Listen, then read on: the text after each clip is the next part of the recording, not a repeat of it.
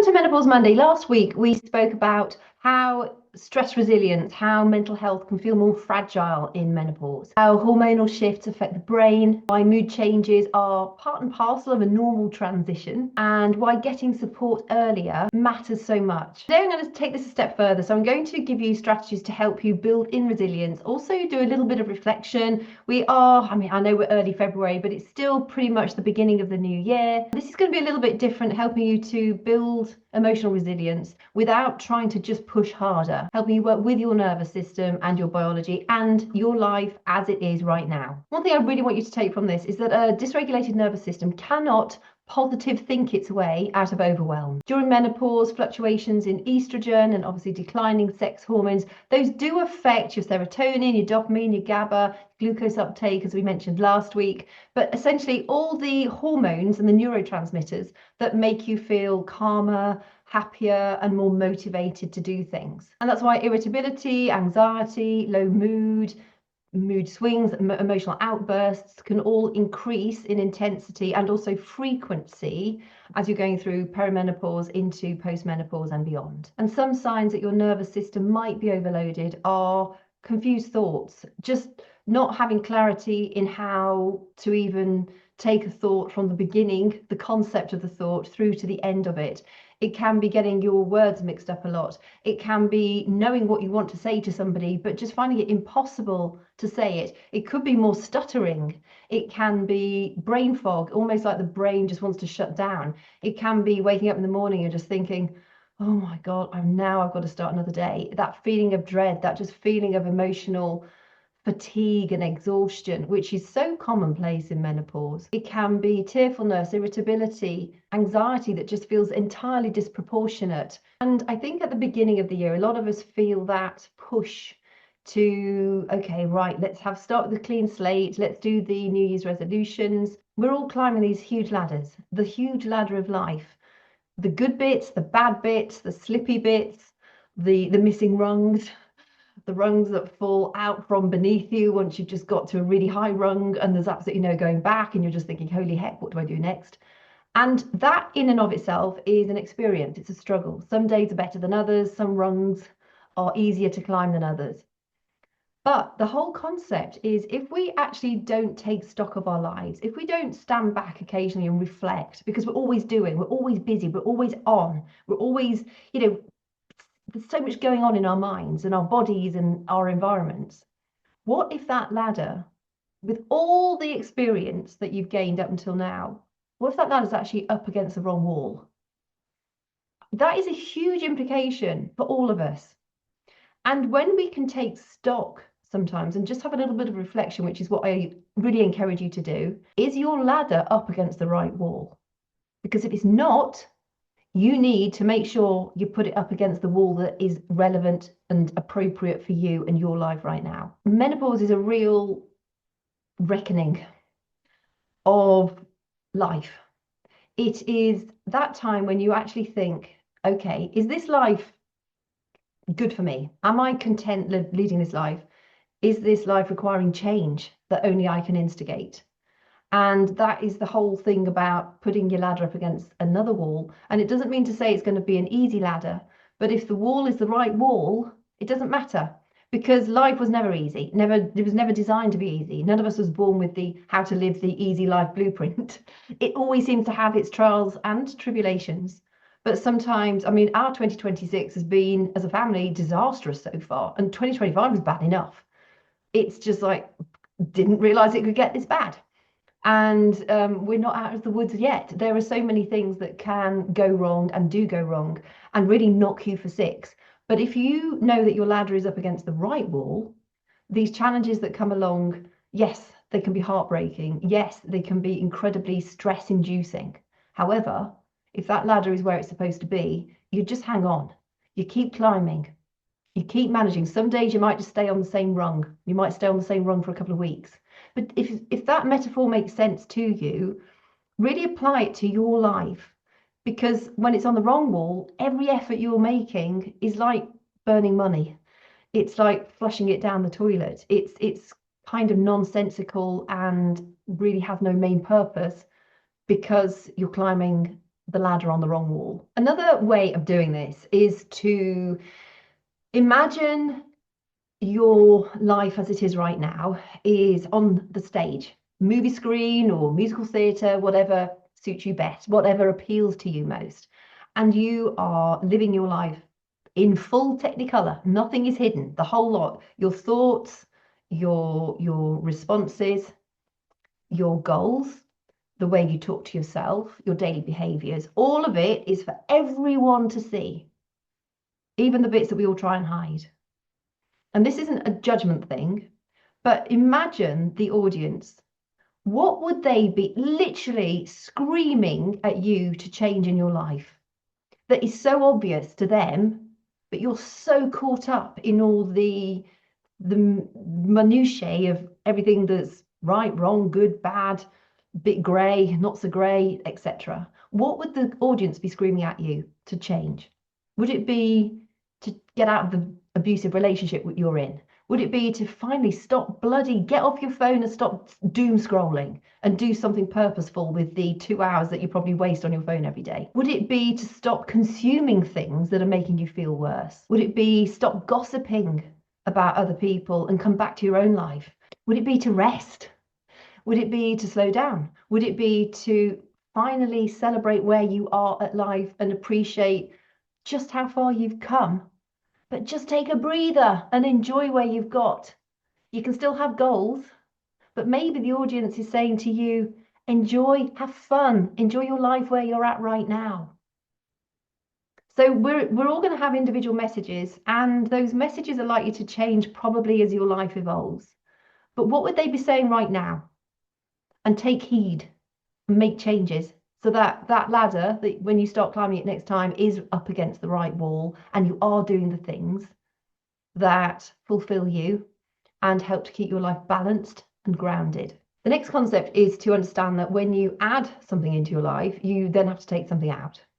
It's like the gossip or the doom scrolling. You know, if you're spending, say, 2 hours a day, and a lot of people do doom scrolling, or, you know, you're on social media, and it's amazing. 10 minutes here, 10 minutes there, half an hour there, half an hour here. Oh, I just doom scroll in the morning in bed, half an hour's gone already. Doom scroll in the evening before you go to sleep. Oh, 40 minutes has gone already. I mean, it really mounts up fast. But when you're doing that, you're taking away all the potential to maybe listen to an informative podcast, to read an interesting book that you could learn something from, to maybe spend an hour and a half extra working, or maybe planning the business that you've so desperately wanted to plan to do. Maybe it's just relaxing. Maybe it's running a bath. Maybe it's doing some Tai Chi. We have a chi machine here. So part of my bedtime ritual is to get on that chi machine for a few minutes and just really enjoy it. And I do that after I've had my wash, and I do that while I'm listening to the news. And then I go to bed and I listen to an audiobook. And that is perfect for me. That is my evening. It would not necessarily be your evening. But for me, it helps to relax me. It puts me in a really great place to go to bed. I sleep well when I've done it. And I feel like I'm feeding myself with nourishing stuff, information that is appropriate to what I want to learn, and also helps me, I suppose, move in the direction I want to go. But I could just put a film on. I could just doom scroll. I could just watch some inane rubbish on the television. God, there's so much rubbish out there. Or I could be gossiping with my friends about somebody else. You know, there are so many negative ways to spend that time. So everything you choose to add, you need to make sure that it also requires you to take something else away. So make sure you're adding positive stuff and you're removing the negative stuff. Some of that negative stuff might require you setting boundaries. And often we avoid setting boundaries because of the person it upsets when we set boundaries. And that says a lot about that individual. If they're getting arsey because you are setting a boundary that makes you feel safer, means that you feel more respected, that's a really important boundary to you. So if that individual or those individuals cannot respect your boundaries, that might be one of the wrong walls that your ladder is up against at the minute. Boundaries are everything. They mean that it's safe for you to exist in a way that feels good for you. So if people are constantly getting beyond your boundaries, That requires either a conversation, it might require a change initiated by you. Never allow somebody to railroad over your boundaries. You deserve respect. And if they can't offer you that respect, they're not the right individual for you. And it might not just be a significant person, it could be other people too in your life. Try and stick to your boundaries as often as you can. We all know children grow up well when they have set boundaries, safe boundaries. You know, the yes means yes, no means no. And they know then what their wiggle room is. Same applies to us in our adult lives. Boundaries, mutual respect just count for so much. And when you're reflecting on your life, and when we're considering mental health and increased anxiety, if you have people around you or circumstances around you which mean that your boundaries are constantly stepped over, that has a really negative impact on your stress levels, your sense of self-esteem, that fizz that goes under the, you know, just underneath the radar. So become aware of this. Who in your life needs to be told politely, but that's a, you know, that is a no-go zone for you. Whatever that behavior or that the way of communicating is not something that you are comfortable with, and you hope that they will, by knowing that, respect that. I know it's not always easy, and there are people out there who make a living out of stepping over people's boundaries, but if you're able to, try and protect yours as much as you possibly can do. The next big thing, and I mentioned this briefly last week about breathing, if you're struggling with anxiety, depression, irritability, deep breathing is one of the best things that you can do for yourself. I explained box breathing. Today, I'm just going to go over some general deep breathing, which is going to also help your lymphatic drainage. So if you're feeling a bit puffy, like a lot of us do as we go through menopause, a little bit bloated, this will also help with that. But essentially, what you want to try and do is say breathe in through your nose for around about 6 seconds. And depending on what your lung capacity is, some of you will be able to do more than 6 seconds, others will struggle with 6 seconds. But let's, as an average, breathe in for 6 seconds, and then you hold it 8 to 10 seconds if you can. Just hold it for whatever suits you best. And then, it makes you want to take a huge deep breath now. You want to breathe out slowly through your mouth. So you breathe in through your nose, hold it, and then breathe slowly out through your mouth. Ideally for longer than you held the breath in. So say you breathe in slowly for 6 and you hold it in for 8. You might breathe out slowly for 10 or 12 seconds and then hold it out for a few seconds too. That always feels a little bit uncomfortable, but it's actually quite good for your nervous system to just get to that, you know, that little bit of uncomfortable feeling, because it does naturally, we need to be breathing in and out. But if you can just hold it out for a few seconds, not for too long, and then you take another deep breath in slowly, in through your mouth, hold it ideally for a few seconds longer than the breath in, and then breathe out for longer than you held the breath in. And then ideally hold that breath out for just a few seconds. And you can repeat that. And with practice, you'll get better at it. The first few times you might think, oh God, no, I just need to take, I need to reset and take a big breath. That's absolutely fine. Don't let it stress you out. The whole purpose of this is to help relax you. But by doing that, you are stimulating the vagus nerve, which helps to stimulate the relaxation response. You cannot, it is an absolute physical impossibility. You cannot be stressed and relaxed at the same time. So deep breathing overrides that stress reaction. And I am an anxiety specialist. It's one of the main things I deal with people with mental health problems. It is one of the easiest things that you can do. And it just takes a little bit of discipline and consistency. So if you're getting panic attacks, do it maybe 3 times a day, morning, noon, and night. Or if you feel a panic attack coming on, if you think, oh God, I can feel it happening, start deep breathing. And the other weird thing that you could do if you are struggling with panic attacks is, if you're not like in the middle of the shop, if you're in the middle of the shop, do it. It's probably going to be better for you than having the panic attack. Star jumps, or just running on the spot, or something that just burns up those stress hormones that are going through your body fast. You don't have to do it for too long. But if you're, like you're at home and you feel a panic attack coming on, star jumps, running on the spot, mountain climbers, anything that's literally going to get your heart rate pumping fast will help bring down that panic attack, or it'll probably help you avoid that panic attack. So that's just one of those weird things that works. But in the essence of trying to avoid having any of these like big experiences because of the buildup of anxiety, try and prevent it happening in the first place. And deep breathing will help you do that. If you do it morning before you wake up in bed, before you get out of bed, do it in the evening when you go to bed, do it at the checkout. You do some deep breathing at the checkout. Nobody's going to know that you're doing it. But it's just one of those things you can get used to doing regularly throughout the course of the day. And it will help your lymphatic system, which is going to help your immune system. It's also going to bring down that stress response. It'll also help possibly get rid of some bloating that you might be having because of just the way the hormones are, and your body just becomes a little bit more sluggish. Next, I'm going to say it, strength train. Listen, you should strength train. I know some people don't want to, and some people just love their cardio. Cardio is short bursts, not too bad, but long duration cardio is not really serving you that well now in postmenopause and beyond. It does increase your stress response. It also can break down the muscle tissue that you're making as a result of doing those exercises. So in an ideal world, you'll be lifting weights, and it doesn't need to be complicated, but do it regularly, 3, 4, ideally 5 times a week. And it doesn't need to be for too long. Ideally, you want to lift as heavy as you possibly can. So go for fewer reps and heavier weights. That's what a woman's body needs, particularly through, midlife and beyond. But if cardio is the only thing that you can possibly do, cardio is better than doing nothing. That I'm going to leave that with that. Walking is great. Walking, I would not really say is helping you keep fit. Yes, if you walk in the mountains, of course, it's going to be some mountain paths. I remember going up Ben Nevis and my legs the next day were just so sore.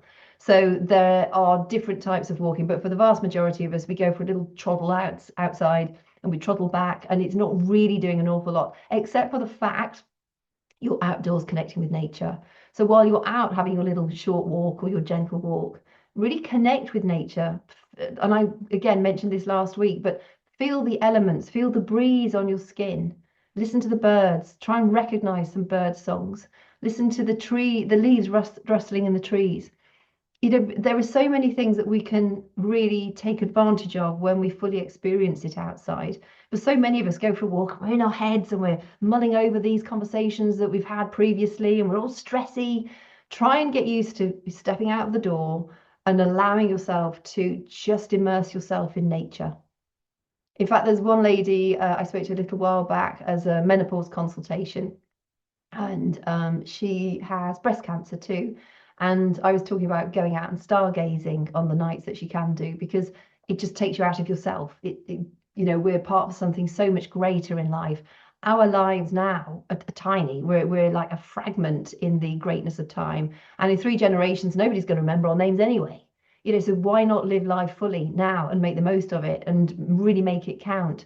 But she was saying that she stargazes now, but she's also got herself a stethoscope so that she can listen to her heartbeat while she lies there looking up at the stars. What a powerful thing to do.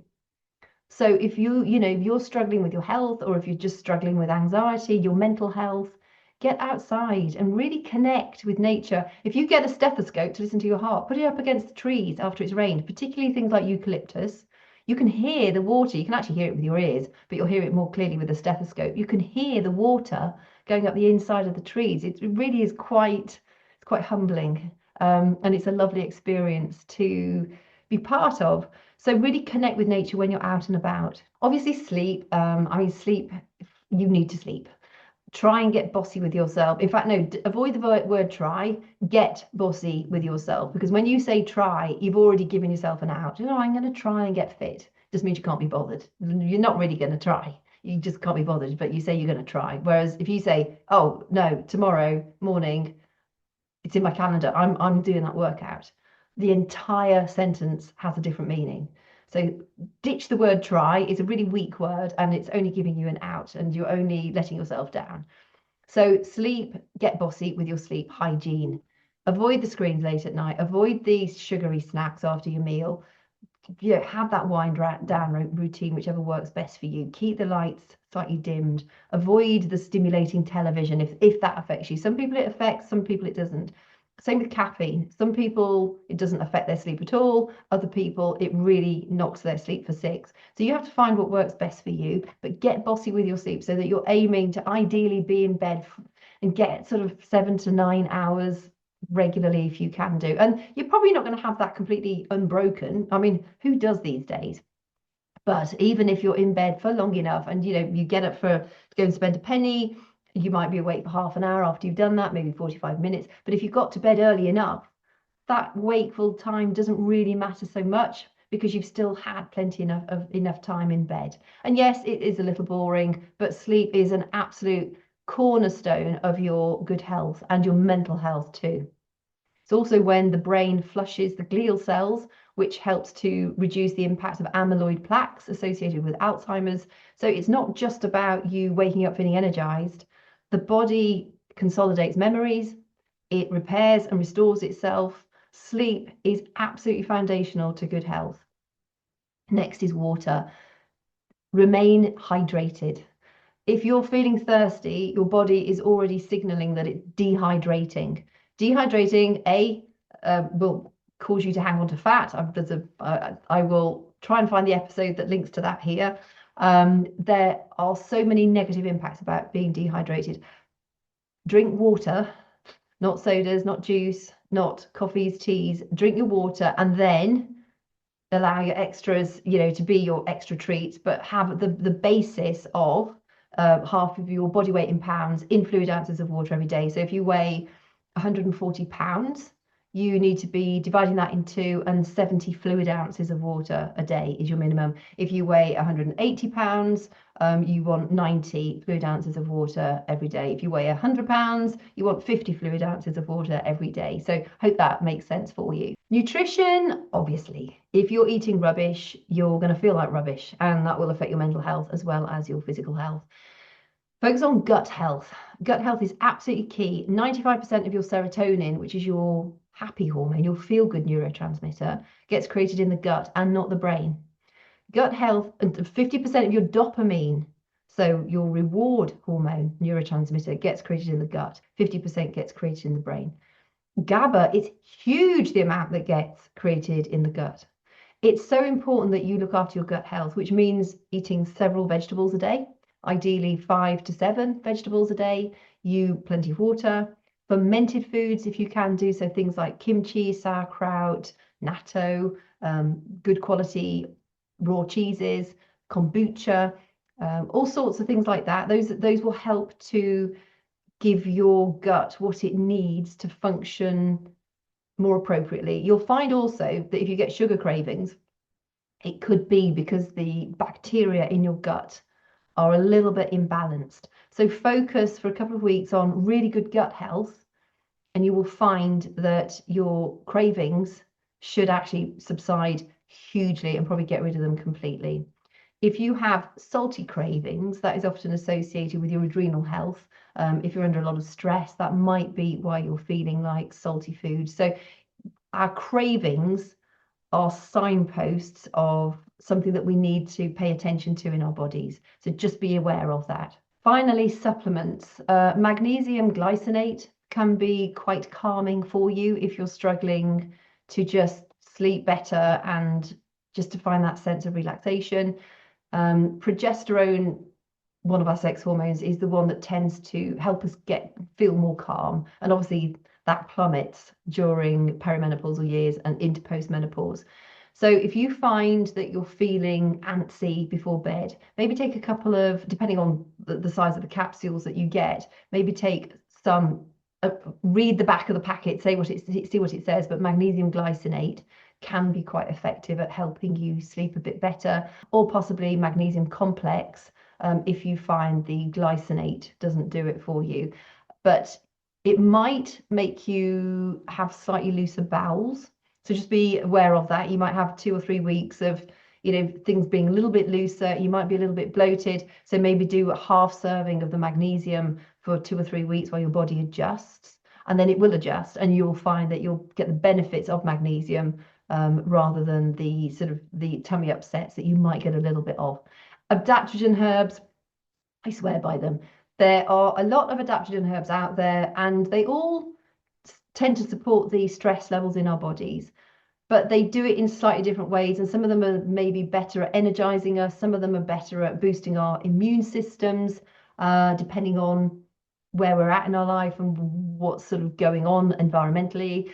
I would say if you're looking for an adaptogen to help calm you, ashwagandha is one of the best ones, and there's loads of it out on the market. Make sure that you get one. If you're looking, say, on Amazon, in fact, I'll list the ashwagandha that I use in the description box below. It's a really good one. I've done all the checking in the background, and I tend to have mine in my morning protein shake. But if I have it with other adaptogen herbs at the same time, if I was just having it separately, I would have it at the end of the day. You can get it in capsule form if you don't want the powder.